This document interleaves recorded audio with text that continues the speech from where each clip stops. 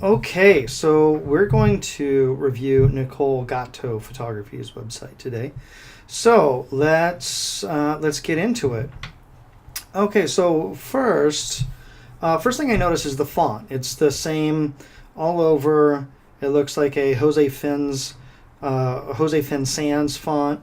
Um, what happens with that is you can see the font up here doesn't really stand out as much. It means the logo doesn't really set itself out as unique. So right away, I think that you want to change up the logo, have somehow maybe actually add a little icon and maybe a different unique font or text to that. And that might be something that costs you little bit money to do, but it will really help distinguish the brand apart from just the rest of the functional aspects of the site. Um, Design wise, there's a lot of white space with this one, and I feel like the site needs a little grounding. Some designs really work well with a lot of white space, but for this one, I feel it needs some design elements. Maybe some color behind the menus. Maybe even a stroke around the photograph here. Just something to kind of set the elements apart. I've designed a couple sites that have kind of a modern feel to them. One is teresakphotography.com, and the other is amandalambphoto.com. Put those in the notes. And you can click on those and see how we designed it so that it still has that modern, a lot of white space look, but it still has a really grounded elements to it. So these things aren't just kind of floating in the middle of space. That's just design wise, and it's always a subjective type of a thing. But I feel you can really ground people when they get to your site that way. Now, the photo on the homepage is really nice, but it's just an unemotional detail. If you use just one photo as opposed to like a slideshow, make it one that's really emotional. The most emotional one out of your entire portfolio. Try to get the potential brides seeing themselves as one of your brides, right? You want them to see them in your in your portfolio. Also, I noticed that when you hover over the image, it's clickable, but when you click on it, it just takes you to the photo itself. So you don't want to lose people into little black holes like that. So I'm just going to go back here, but people can't obviously click the back arrow or swipe left on a Mac, but you just don't want them to end up in those black holes. You can make it unclickable in WordPress by just going. I'm just going to show you an example right here, really quick, on my site. So you can go into that page and then just click the edit button, and then right here, link to. You can just make sure that it says none, and that way people can't actually click on that link because there is no link in that photo at that point. So that's a real easy solution for you to do, and just go and make that unclickable in WordPress. So under the main photo, you have these links to essentially the same places that you have up here, which I think it's you don't want to really use that real estate for redundant items. And so they look nice, but are they really necessary? You want to be you only have a few minutes, if that, really. You have less than a minute, really. When people get to your site, you want them to get the information they want and need, and not get sucked into, like trying to figure out your site. So, and this one isn't even clickable. So I would, I notice in here you have portraits. I would make sure that your portraits get linked, or you add an item up here. I just noticed that when you hover over your sub items here, they kind of get lost. The gray on gray it's really subtle and it's a little hard to see. So I would consider revising that. Make this a different color when you hover over it in the background. Then the text towards the bottom is good, but it's really dense. The Jose Fensans font is nice, but it's not really good for large bodies of text like that. It's really thin. It's a little hard to read. So you might find something that's like more of a screen font that is a little bit easier to read for these large chunks of text. The second, lighten it up here. You're introducing people to your site, so they don't need to read 300 words of text right away. Let's see here. So the Buffalo wedding photographers here and here, it's kind of a bit much. First off, when I see this, I think you're addressing Buffalo wedding photographers, and I'm not a Buffalo wedding photographer, so should I read that? So if you're going to do something like that, you can put Nicole Gatto / Buffalo wedding photographer.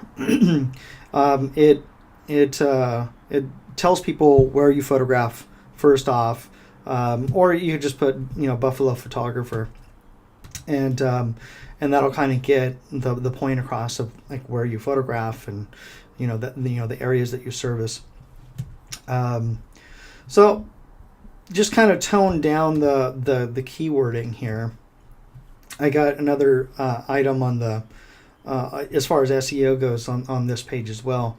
But I'll get to that in a minute. The other thing I would do here is add a photo of yourself. Like one that people really connect with, or just another emotionally grabbing image that will really compel people to like book you or look further into you. Right.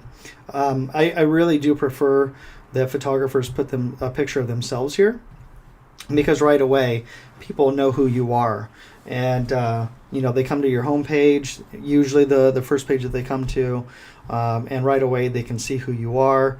I'd make it one where you're really connecting with the lens.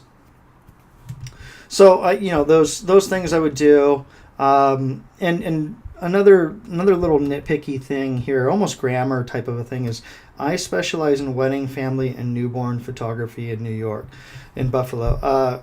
So you don't really specialize in three things. That's it goes kind of general when it gets to three. If you like, people specialize in weddings, or people specialize in newborn.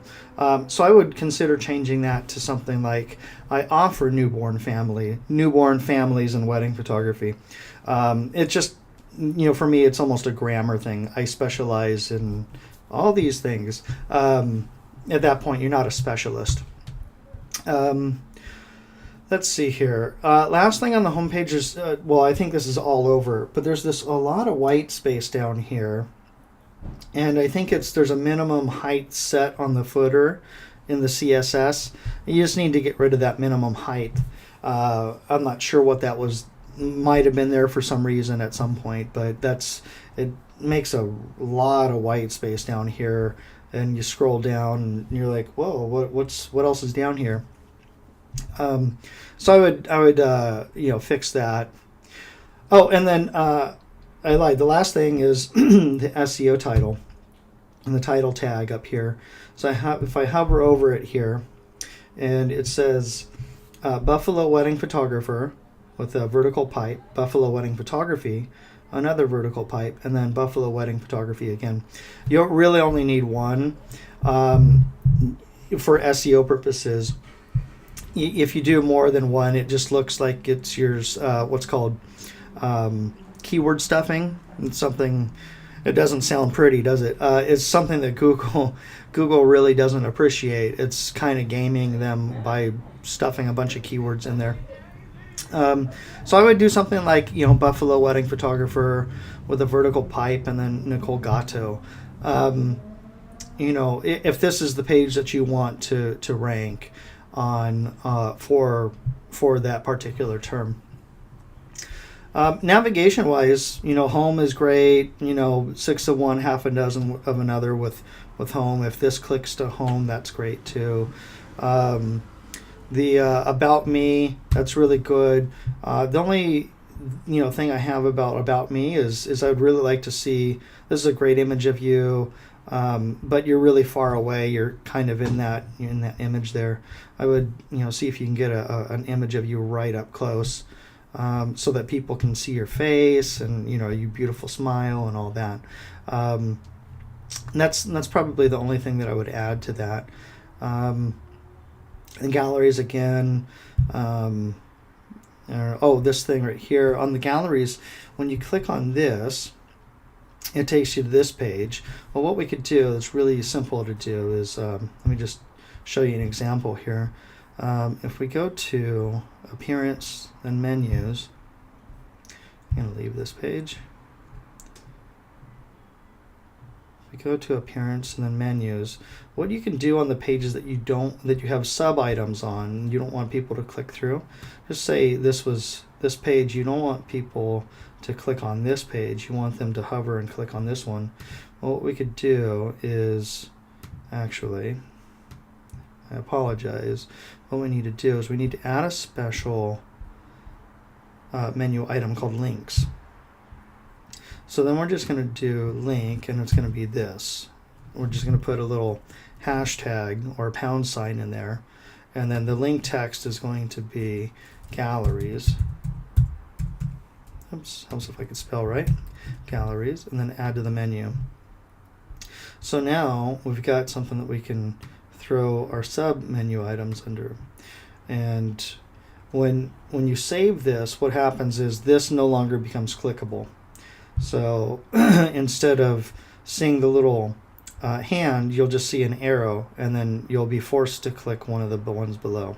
So that's an easy little fix that you can do. So you just need to add a link with the little hashtag and then add to the menu. Alright, so I'm not going to save that menu, and I'm just going to